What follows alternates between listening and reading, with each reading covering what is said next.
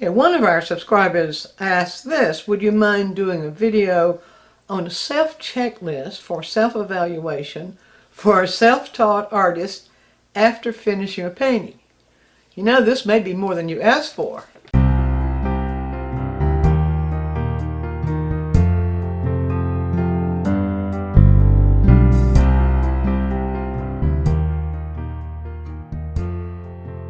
Okay, here's your key to evaluating your painting, or self-evaluating, however you want to frame that.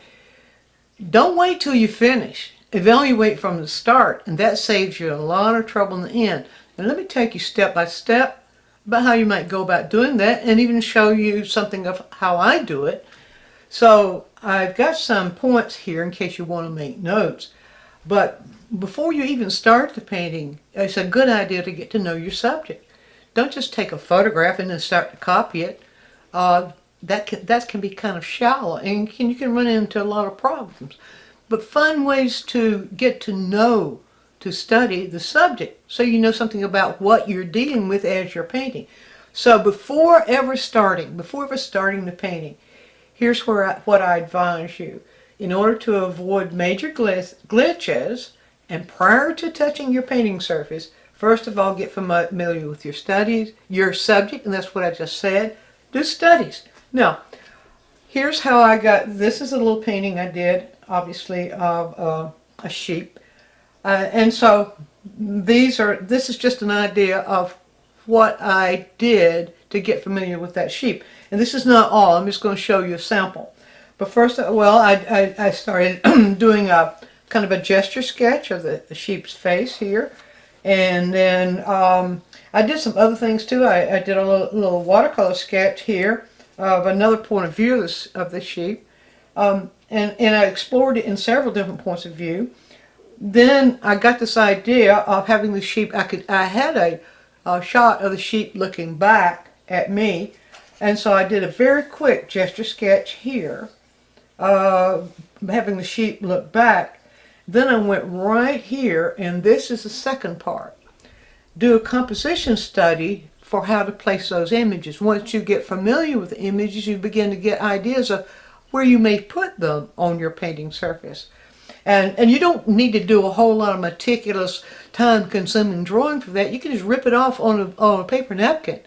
And so you see what I did here. This may be meaningless to anybody else but me.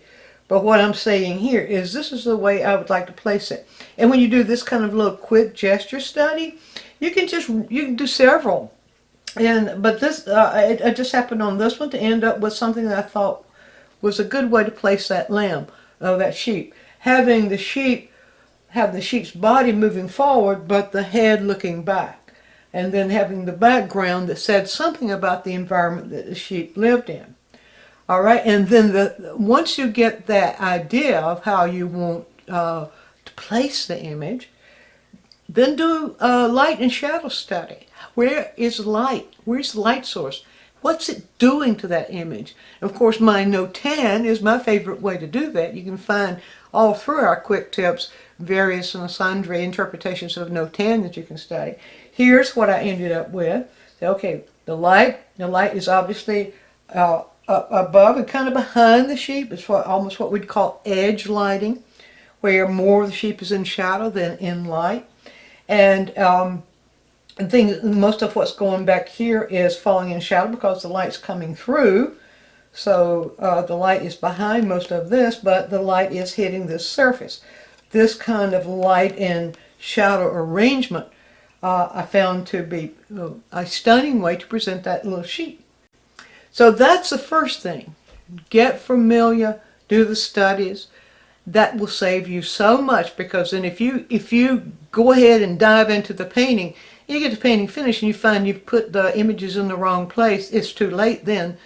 What you'd have to do, either take everything out and repaint it, which is a pain, or ditch that one and do another one. Why go through all that?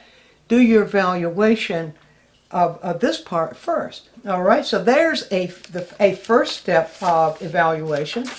And then you can go to the painting surface. And when you go to the painting surface, you place those images on the surface. Place the images with a preliminary drawing. I don't have one here because the painting covered it up. But that simply means that you don't do a detailed drawing, but you just do an indication of lines to show where these images and the parts of the images are placed. Enough to give you the information that you need in order to place the images, but you don't need details there. You only need just general placement. So then evaluate. Now I didn't have the word evaluate at the end of the first one. Perhaps I should, but you are doing self-evaluation all the way through there until you make your decision of how the thing should be placed. But you evaluate here to be sure that you have your preliminary drawing placed so that you're going to get the best composition. Once you have the image placed, then you just imagine here what my lines must have been when I placed this image, and just sort of give you an idea. I did something like this, a line here, here, here, here, here, here, here. Just quick lines that place the image where I wanted it, and some lines back here to indicate where I want these images. And if I don't have it placed here at this point, this is evaluation. I evaluate. If it doesn't feel right, if I don't have the composition right, this is where I make the changes, right here. I lift those lines and restructure them. I can work all day just on placing a preliminary drawing to get that composition right, to get those shapes placed in the best place I can put them in order to make this work. Once that's done, then I always like to set a no-tan here. Now, not everybody does that. Some artists will tone the whole canvas with a kind of a middle value tone and just begin painting. And others, we all have different ways we go about this. My personal preference is to just place a light, kind of a middle value. Sometimes if I'm working in oil, I might use a wash of ultramarine blue and just simply indicate, like I have here in this no-tan drawing, this study that I decided upon. I will just indicate here where all those shadows go. Now, if I do that, then that begins to lock the composition in. So then, at that point, I can begin by blocking in the shadows with paint, and then I can block in the areas of light with paint and evaluate. This is a really, really good way to work, to do an intentional blocking in where you're not working with details yet. You're simply working with variations of colors in the shadow areas and in the light areas. So you don't want to rush into details yet. You want to get that placement of light and shadows, and you might say value placement, value and color placement. You want to get that first. Evaluate again. And now that you've got that much done, because you evaluated earlier, you probably are very close to where you need to be in all that placement. But if not, this is a good time to edit. And that means just shift things around a little bit according to how they're not working. If they're not working, this is the time to shift them. Once you get the lights and shadows blocked in the way you want them to be, it's time, after you evaluate, it's time to refine. Now what we mean by refine is what you would call putting in the details.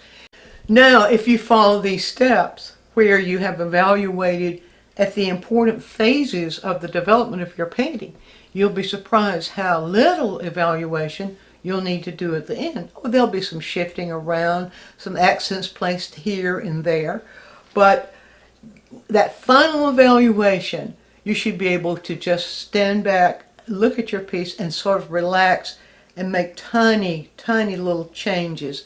Not a whole lot of changes at all because you've already made those during the process. So as your final evaluation, the kinds of questions you will ask yourself, it wouldn't hurt to ask yourself these questions, especially in the block-in stage. But here are the major features. Every good painting, every successful, let me take that word out, substitute successful. Good doesn't tell you anything. Every successful painting will have good color harmony, it will have unity, it will have balance, and it will have order. Now there are other things too, but everything else that happens in a painting is going to come within one of these four categories or a combination. And I'll just go a little bit further with that. You might need to study up just a little bit on what color harmony is all about. It means, is the painting in tune? Does it appear as if it's under the same color of light? The light source again. So that mainly that's what color harmony is all about. How do you use your colors to give it that kind of harmony so that the painting is in tune? What about unity? Does the painting have overall unity? Do all the parts belong together? Do you have anything in there that doesn't feel like it belongs? Then take it out, but take it out early. What about balance? Well, balance has to do with those things that pull you in, pull the viewer's attention in. Anything that is in the painting that that sort of is a kind of like a magnet pulling the eye to it, that creates weight. How much of that stuff do you have? Do you have too much? Is the eye having trouble making decisions of where to go to one place or another? You need to adjust that. Something needs to be de-emphasized. All right, so does the eye stay within the painting rather than being pulled off the edges, which is another evaluation for balance.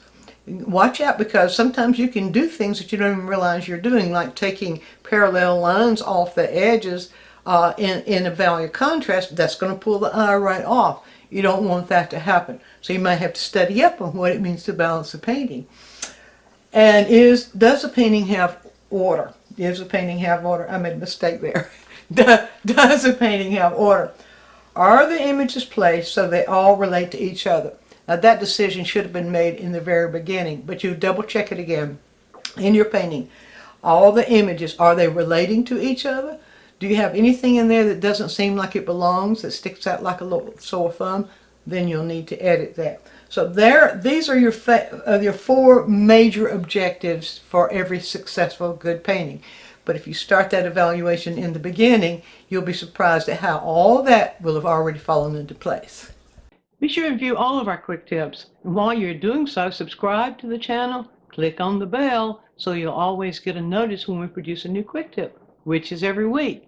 And if you have a question, leave it in the comments section and we'll make a quick tip for you. Also, take a trip over to DianeMize.com, where I have full-length lessons, downloads, DVDs, lots of other stuff there, some free stuff for you. And while you're there, you can subscribe to the newsletter, and that way you'll always be informed every time we do something new.